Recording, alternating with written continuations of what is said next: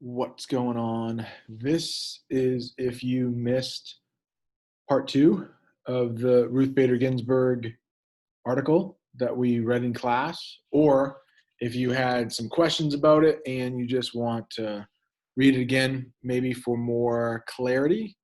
So I'm going to share the screen with you. Clear my throat. And then remember, it can be found social studies under classwork, RBG article. I've already read the first part, but then I will put the second part right here. This is why you're tuning in for the second part here. And we stopped with this subheading, the author of Powerful Dissents. Dissents is one of your vocabulary words actually for this week. And remember, dissents comes from when you don't agree with somebody. So there are 9 Supreme Court justices, but when a case comes before them, they'll often be split on the decision, maybe 6-3. And one of the 3 on the losing side will write a dissent. And so Ruth Bader Ginsburg was known for her writing when she didn't win. She didn't get the case that she wanted. She didn't win the way that she wanted, but she would write about it. And in the article, they will say that this was more for like future generations to read, because the winners get to read and they get to make the choices, but the losers in the court case, the justices who don't get their way, they also get a voice. They don't get to decide it, they lost, but they get a voice as to why they think they are right. That makes sense. The author of Powerful Dissents. Ginsburg was a driving force for women's rights. One of her most significant cases was the 1996 ruling that ordered the Virginia Military Institute, also known as VMI, to accept women, to give up its state funding. Ginsburg also took an interest in capital punishment. Capital punishment is when someone is put to death for a crime they committed. She voted repeatedly, so more than once, to limit its use. Let's talk really quickly about VMI, Virginia Military Institute. It is what it sounds like. It's a military institute. And at the time, 1996, it only accepted men. And if this was private and didn't receive any tax money, then that would be fine. They could accept just only men. But since they received money from taxpayers, and some of those taxpayers may have disagreed that it should only be men to go to this prestigious school, she was able to get it so women were now able to be enrolled in VMI, or the Virginia Military Institute. And that continues today. And she was a big part of that. If you remember in the first part of the article, she's a big believer in the rights of women and also the rights of minorities.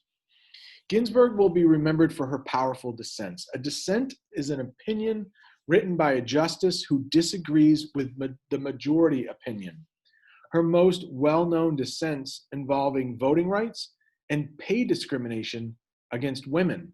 So pay discrimination when a man and a woman do the same job, yet the woman, gets paid less. She said some were aimed at influencing her fellow judges. Others were an appeal to the intelligence of another day, so the future. This means she hoped future judges would learn from her. In 2013, she wrote about the court's decision to remove parts of the Voting Rights Act. It is a national law about who is allowed to vote. Ginsburg objected to the changes. She believed they were discriminated against people of color. She said it was like throwing away your umbrella in a rainstorm because you are not getting wet. So this Voting Rights Act, I believe, was passed in the 1960s. And what it did was made sure that if you weren't white, then you could, because, for the most part, if you were white, you had no problem voting. But even in the 1960s, if you weren't white, then there might have been some discrimination in certain parts of the country. And the Voting Rights Act did its best to ensure that everybody could vote. And some of that was kind of being pulled away, that act, some of those safeguards, thing that made sure that people who were not white could vote. She did not agree with that. And think about it, like while it's raining, meaning people still aren't able to vote as freely as they should, it's like tossing away the umbrella, meaning getting rid of parts of that Voting Rights Act.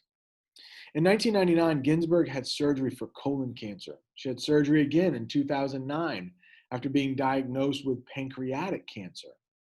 In December 2018, she had surgery for cancerous growths on her left lung.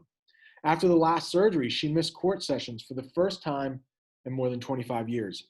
Ginsburg was treated with radiation for a tumor on her pancreas in August 2019. She kept working, even during her cancer treatment. She revealed that the cancer had come back in July 2020. Even then, Ginsburg would not take time off. She said she remained fully able to continue as a Supreme Court justice. Ruth Gator Ginsburg was born in New York in 1933. She was the second daughter in a working class family. Her older sister, who gave her the lifelong nickname Kiki, died at age 6. Ginsburg grew up in Brooklyn's Flatbush neighborhood as an only child. Her dream, she said, was to be an opera singer. Ginsburg graduated at the top of her Columbia University Law School class in 1959. She couldn't find a job because no law firm would hire her. She said she had been discriminated against for being Jewish, female, and a mother. She married Martin Ginsburg in 1954, the year she graduated from Cornell University.